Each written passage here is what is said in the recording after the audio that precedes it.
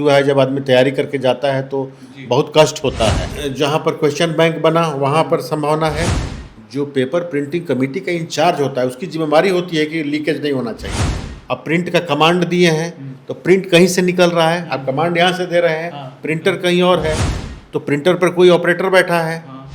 IIT तो ये examination कितने दिन से कर रही है, बिट्स पिलानी ये ऑनलाइन सिस्टम कितना दिन से कर रहा है।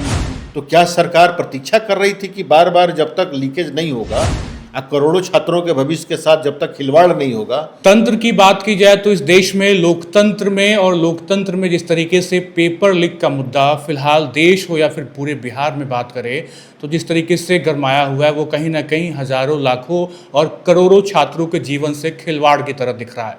तो ऐसे में बात बहुत ज़रूरी है ये करना कि आखिर ये लूप होल कहाँ रहता है, किस तरीके से ये पूरी संगठन को चीज़ें मैनेज की जाती हैं, कैसे पेपर लीक हो जाता है और कैसे बड़े बड़े एग्ज़ाम जो कि बड़े ऑर्गेनाइजेशन कराते हुए एनटीए की हम बात कर लें, आखिर एनटीए के पास ये एग्ज़ाम होते हुए भी नीट पेपर कैसे लीक हो जाता है, या फिर बिहार में बीपीएससी एडीओ की परीक्षा क्यों रद्द की जाती है। बिहार में ऐसे कई परीक्षाएं हैं जो रद्द कर दी जाती हैं महज एक पेपर लीक की वजह से। ऐसे में हमारे साथ पूर्व IPS officer JP Singh sir हैं जो कि जनसुराज से कैंडिडेट भी रहे, उन्होंने चुनाव भी लड़ा छपरा विधानसभा से और एक लंबा सफ़र जो रहा उन्होंने एडमिनिस्ट्रेशन में दिया है। तो बातचीत करते हैं और ये समझने की कोशिश करते हैं कि एक एडमिनिस्ट्रेशन लेवल पे काम करते हुए, चूँकि आप पूर्व आईपीएस ऑफिसर रहे, एडीजीपी रहे हिमाचल प्रदेश में, तो स्टेट गवर्नमेंट के एग्जाम रहे हैं व सेंट्रल गवर्नमेंट के एग्जाम को आप अपने सफ़र में किस तरीके से देख पाते हैं। तो पेपर लीक का जो बड़ा एक लूपहोल है वो कहाँ दिखता है और किस तरीके से कंडक्शन में फेलियर हो जाता है। सबसे पहले आपको बहुत बहुत धन्यवाद और कि आपने हमें याद किया, और आपके दर्शकों को भी मैं सादर प्रणाम करता हूँ। जहाँ तक ये नीट पेपर लीक की बात है, ये बड़ी दुर्भाग्यपूर्ण घटना है और जिस तरह से छात्राओं को परेशानी झेलनी पड़ रही है, उनकी वेदना को मैं समझ सकता हूँ। मैं अपने छात्र जीवन में कई बार एग्ज़ाम देने गया और कैंसिल हो गया है। वो कॉम्पिटिटिव एग्ज़ाम तो नहीं थे, यूनिवर्सिटी के एग्ज़ाम थे, लेकिन कैंसिल हुआ है। जब आदमी तैयारी करके जाता है तो बहुत कष्ट होता है, क्योंकि फिर दोबारा तैयारी करना होता है। एग्ज़ाम के बाद आदमी छुट्टी प्लान करता है, कहीं जाना है, सोशल इंगेजमेंट होता है, थोड़ा सा आदमी सोचता है कि प्रेशर कम होगा। तो मैं छात्राओं की वेदना को मैं समझ सकता हूँ, उनके प्रति मेरी सहानुभूति है। जहाँ तक पेपर लीकेज की बात है, ये पहली बार ये घटना नहीं हुई है और ख़ासकर पिछले 4-5 वर्षों में देखा जाए तो अप्रत्याशित बढ़ोतरी हुई है। आए दिन सुनाई देता है कि इस राज्य में यह पेपर लीक हो गया, तो केंद्र का ये पेपर लीक हो गया। अनेक राज्यों में, बड़े बड़े राज्यों में पेपर लीक हुआ है, केंद्र सरकार के भी पेपर लीक हुए हैं।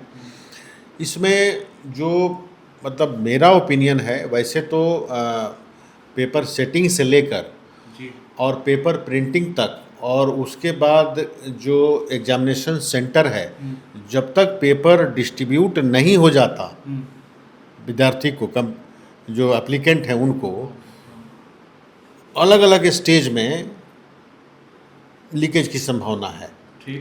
आम तौर पे जो भी रिक्रूटिंग बॉडी होती है वो एक एक्सपर्ट कमेटी गठित करती है और वो कमेटी पेपर सेटिंग करती है। तो पहले तो वे लोग क्वेश्चन बैंक बनाते हैं। जैसे सपोजिंग कि 50 क्वेश्चन फिजिक्स से चुनना है तो 2000-4000 फीस के क्वेश्चंस बनाते हैं। केमिस्ट्री से इतना लेना है तो अगर 20 क्वेश्चन लेना है तो 2000 क्वेश्चन एक्सपर्ट से बनवाएंगे। इस तरह से क्वेश्चन बैंक बनता है। एंड देन जो कॉम्पिटेंट अथॉरिटी होता है उसमें से रैंडमली सेलेक्ट कर लेते हैं। जो आम तौर पे जो प्रैक्टिस है वो मैं बता रहा हूँ, रैंडमली सेलेक्ट कर लेते हैं और वो जब रैंडमली सेलेक्ट हो जाता है तो एक ये टॉप सीक्रेट कमेटी बनाते हैं वो, जो कि उसकी प्रिंटिंग का इंचार्ज होता है। ठीक है, तो एक जहाँ पर क्वेश्चन बैंक बना वहाँ पर संभावना है। दूसरा अब एक टॉप कमेटी बन गई जो कि इंचार्ज होगा प्रिंटिंग का, तो वहाँ से भी लीकेज हो सकता है। अब इसके बाद जो प्रिंटिंग होता है, तो जहाँ पर प्रिंटिंग होता है उसके एंटीसीडेंट्स वेरिफिकेशन कितना बढ़िया हुआ है, उसका पास्ट ट्रैक रिकॉर्ड कैसा है, वहाँ पे क्या क्या फीचर्स हैं, क्या क्या सर्विलियंस है, एक्सेस कंट्रोल है कि नहीं, ये सब तमाम चीज़ें देखने के बाद ही पेपर प्रिंटिंग कमेटी को तैयार होना चाहिए कि हम वहाँ से प्रिंट करा लें। तो एक तो हमने बहुत सीक्रेटली जाके उनको दे दिया कि ये हमारा क्वेश्चन है, इसको आपने प्रिंट करना है। इन एडिशन टू जो उनके पास सिक्योरिटी फीचर्स है, सर्विलियंस मैकेनिज्म है, जैसे मान लीजिए सीसीटीवी लगा है, एक्सेस कंट्रोल है, कोई घुसेगा नहीं। इसके अलावा भी जो पेपर प्रिंटिंग कमेटी का इंचार्ज होता है, उसकी जिम्मेदारी होती है कि लीकेज नहीं होना चाहिए, उनको अपने भी लोग लगाने चाहिए in addition to the existing surveillance mechanism. जैसे जितने इक्विपमेंट लगे हैं वो तो है ही है, सिक्योरिटी गार्ड वगैरह लगे वो तो है ही है, इनके पास ये अथॉरिटी होती है कि अपने भी बंदे वहाँ पे छोड़ दें। ये पहले से भी तय हो सकता है कि हमारे लोग भी रहेंगे, क्योंकि मान लीजिए कि हम आप पे 100% भरोसा करते हैं और कोई आ रहा है रात को मिल रहा है, तो एक तो यहाँ जैसे डबल चेक हो गया। जब डबल चेक होगा तो मिली भगत की संभावना कम रहेगी। अब नहीं तो रात में कुछ भी हो जाए। एक चीज़ को आप सिक्योरिटी गार्ड पे छोड़ते हैं या सीसीटीवी पर छोड़ते हैं, या फिर वो कंप्यूटर में जाता है, कंप्यूटर से वो प्रिंट का ऑर्डर होता है, तो एक ऑपरेटर ही तो होता है जो कंप्यूटर ऑपरेट करता है। तो एट मल्टीपल लेवल ये सारा चीज़ होता है। अब प्रिंट का कमांड दिए हैं तो प्रिंट कहीं से निकल रहा है, आप कमांड यहाँ से दे रहे हैं, प्रिंटर कहीं और है, तो प्रिंटर पर कोई ऑपरेटर बैठा है, वहाँ से एक का फोटोकॉपी लेके कहीं किसी को व्हाट्सएप पे भेज दे। So at each and every point strict surveillance and preventive mechanism की ज़रूरत है। और उसके बाद प्रिंट हो गया, उसकी बंडलें बन गई, अब फिर वहाँ से कहाँ जा रहा है, ट्रांजिट में गड़बड़ी हो सकती है। एग्ज़ाम से पहले 2-4 दिन पहले सेंटर पे या जहाँ से जो मेन सेंटर होगा, जैसे एक स्टेट में बांटना है तो वहाँ के आमतौर पर कैपिटल में होता है, तो वहाँ भी कितना सेफली उसको रखा गया है। तो तमाम चीज़ें वहाँ पर डबल लॉक सिस्टम है कि नहीं। जैसे यूपीएससी के पेपर वगैरह जो होते हैं ना, सिविल सर्विसेज के, वो वहाँ के ट्रेजरी में रखे जाते हैं, जहाँ पे स्टैंप होता है, रेवेन्यू स्टैंप होता है, जहाँ पर पैसे कैश होता है, वहाँ पे ट्रेजरी में रखा जाता है। आपने बड़ा अच्छा जिक्र कर दिया यूपीएससी एग्ज़ाम का। अभी अगले संडे को ही यूपीएससी का एग्ज़ाम है, लेकिन अब बड़ा सवाल है कि एनटीए जो पेपर कंडक्ट कर रहा है वो लीक हो जा रहा है, बिहार में तमाम एग्ज़ाम लीक हो जा रहे हैं। यूपीएससी अभी भी अपने आप में एक प्रेस्टिजियस कह सकते हैं कि वो एग्ज़ाम है और उसको लेके कोई भी सवाल नहीं खड़े होते हैं। क्या मतलब लगता है आपको, वो कैसे कंडक्ट हो रहा है? देखिए, आप ये समझिए कि मैं तो जैसे सर्विस में रह के कई एग्ज़ाम्स कराया हूँ, तो उसका जो अनुभव है उसके आधार पर बोल रहा हूँ कि यहाँ लूप होल्स हैं, यहाँ से लीकेज हो सकता है, और हम लोगों ने उसको कोशिश करते हैं कि कहीं वो लूप होल नहीं रहे। लेकिन UPSC is expert body on conducting examinations, और देश की सबसे बड़े एग्जामिनेशन को सिविल सर्विस को कंडक्ट करती है, एनडीए का एग्ज़ाम कंडक्ट करती है, combined civil services, combined defence service CDS का एग्ज़ाम कंडक्ट करती है, इंडियन फॉरेन सर्विस का एग्ज़ाम कंडक्ट करती है, इसके अलावा इंडियन इंजीनियरिंग सर्विस का एग्ज़ाम कंडक्ट करती है। तो उनके पास एक्सपर्टीज़ भी है and they know how to go about it. तो कहाँ क्या हो सकता है उन सबको पता है, और इसलिए जो उन्होंने जो सिक्योरिटी प्रोटोकॉल बनाया होगा वो बहुत ही स्ट्रिंजेंट होगा। तो जब प्रोटोकॉल स्ट्रिंजेंट होता है और उसको हम there is no question of violating it. मुझे याद है एक आध बार यूपीएससी में कहीं शिकायत हुई थी कि किसी सेंटर पे कुछ ऐसी गड़बड़ी हुई है, तो किसी स्टूडेंट को एडवांटेज नहीं मिले और दूसरे को डिसएडवांटेज नहीं मिले, इसलिए उस सेंटर का एग्ज़ाम ही कैंसिल कर देती है यूपीएससी। ठीक है ना। तो इसकी वजह से चीज़ें इंटैक्ट हैं। दूसरा है कि यूपीएससी में जो सिस्टम है, स्टोरेज के दौरान और स्टोरेज के बाद डिस्ट्रीब्यूशन के दौरान भी लीकेज हो सकता है। भाई आजकल क्या, किसी ने एक स्क्रीनशॉट लिया, उसके बाद तो वो कितने ग्रुप पर भेज दो आप। आजकल कोचिंग इंस्टीट्यूशंस, एक कोचिंग में 2-2 5,000 लड़के अपियर हो रहे हैं, वो कहेगा कि हमको पैसा दो, हम स्क्रीनशॉट दे रहे हैं। तो इस तरह से तमाम चीज़ें हो सकती हैं। ऐसे में बहुत ज़रूरी है कि क्वेश्चन फॉर्मुलेशन से लेकर क्वेश्चन बैंक जब से बनता है से लेकर और क्लासरूम में डिस्ट्रीब्यूशन तक एक एक स्टेज में बहुत ही चौकन्ना रहने की ज़रूरत है। हर चीज़ का और एवरी पॉसिबल लूप होल को हम बंद करें, जिससे कि हम जीरो एरर पे काम करें। यूपीएससी करीब करीब इसी पैटर्न पे काम करती है। तो मैं खुद ही यूपीएससी का प्रोडक्ट हूँ, जी। नहीं तो मेरे जैसा किसान का बेटा कहाँ से आईपीएस बनता। थोड़ा सा इसी एक आखिरी सवाल के साथ ख़त्म करेंगे, क्योंकि मैंने कहा कि अगले संडे को ही यूपीएससी का एग्ज़ाम है और मुझे लगता है कि अगर आपने उस एग्ज़ाम को क्रैक करके एक आईपीएस ऑफिसर बने आप, तो वो क्या एक पिकुलियर पॉइंट आप बताएंगे जो यूथ जो तैयारी करते हैं यूपीएससी का, क्या एक वो रामबाण वो कह सकते हैं सॉल्यूशन, जो चूँकि एक हफ्ते रह गए हैं अब, तो आज मंडे और संडे को ही एग्ज़ाम है, तो आपके तरफ से वो क्या एक चंक निकलेगा जो आप इन 5-6 दिनों के लिए आप बताना चाहेंगे देखिए तैयारी को हाँ, लेके? देखिए उस पे आएंगे हम। एक पॉइंट और बताना चाह रहे हैं, जी। क्योंकि पेपर लीकेज की बात हुई है, जी।